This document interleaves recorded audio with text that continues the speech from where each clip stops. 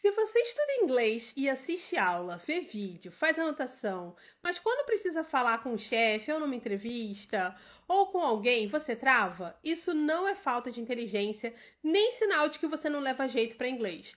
O problema é como você está estudando. No vídeo de hoje eu vou te mostrar 5 fatos comprovados sobre a forma como nosso cérebro realmente aprende.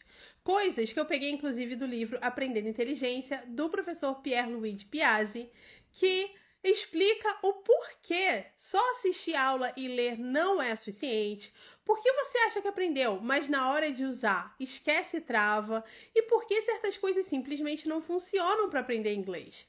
Então, assiste esse vídeo até o final, porque depois de entender e começar a aplicar essas 5 dicas, você vai saber como estudar para destravar o seu inglês e turbinar o seu estudo. E a primeira dica é que a gente só aprende produzindo ativamente. No processo de aprendizagem, a gente pode receber informação, que é ler e escutar, ou produzir informação, que é escrever e falar.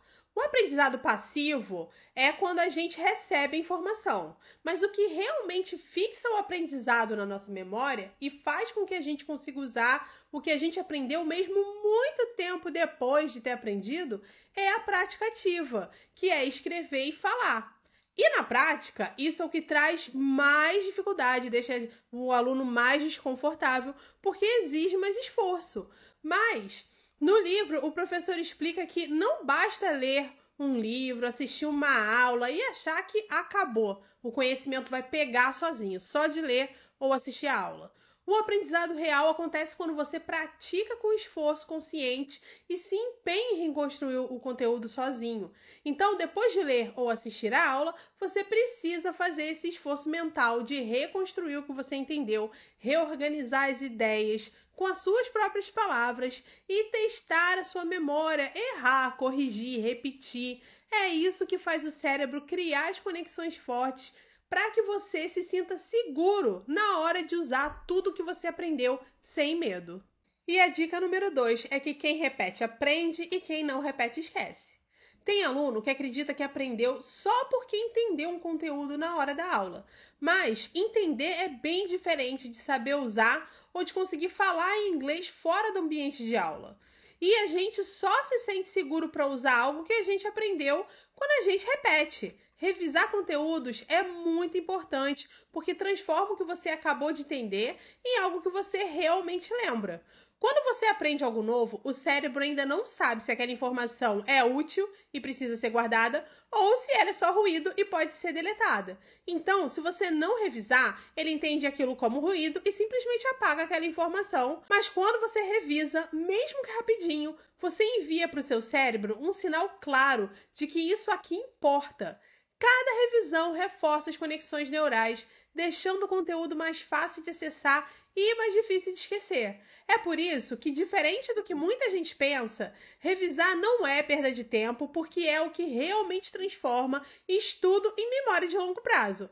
Cada vez que você revisitar um conteúdo, você entende um pouco mais, enxerga detalhes que não viu antes e fortalece as conexões neurais. Se você quer se sentir confiante para usar o conhecimento, quando for falar inglês, ao invés de ficar travando toda hora e com medo de falar por não saber se está certo, então revise os tópicos que você estudou de tempos em tempos para poder garantir a fixação necessária. E a dica número 3 é: conecte o aprendizado à vida real. Outra dica do livro do professor Pierluigi é que a emoção impacta o processo de aprendizagem muito mais do que a lógica, porque o nosso cérebro retém informação quando ela vem acompanhada de carga emocional. Sempre que um conteúdo mexe com a sua emoção, o cérebro libera neurotransmissores que dizem: opa, isso é importante. Aí, quando você revisa esse mesmo conteúdo depois, essas conexões emocionais funcionam como reforço, deixando tudo muito mais fácil de lembrar. Por isso, aprender com experiências marcantes, histórias, analogias e até humor é tão eficiente para transformar a informação em memória duradoura. O professor Pierre até dá um exemplo de que quando você está numa aula de matemática chata e o professor está explicando, sei lá, uma fórmula de Bhaskara, e aí do nada ele faz uma piada, no final dessa aula você não lembra da fórmula, mas vai lembrar da piada com certeza. Se o tópico de estudo não mexer com o seu emocional, o teu cérebro não vai reter informação. Por isso é bom você criar exemplos e praticar a fala usando os tópicos estudados com informações da sua realidade e dos seus planos de vida, para que as suas emoções sobre o que está sendo praticado te ajudem a reter aquela informação e também para que você treine como falar sobre a sua realidade. E a dica 4 é que estudar pouco, muitas vezes, é melhor do que estudar muito, poucas vezes. O que eu quero dizer aqui é que para o nosso cérebro é melhor estudar um pouquinho todos os dias ou quantos dias forem possíveis para você, do que muitas horas de uma vez só e com um intervalo de tempo muito grande entre as sessões de estudo. O cérebro adora essas microdoses de estudo porque isso mantém um aprendizado sempre fresco e ativo no seu cérebro. Porque, como eu já falei na dica 1, quando você aprende algo novo, o cérebro ainda não sabe se é uma informação relevante e tem que guardar ou se é ruído e tem que deletar. Por isso, é muito mais eficiente estudar 30 minutos 4 vezes por semana do que maratonar 2 horas num sábado, por exemplo.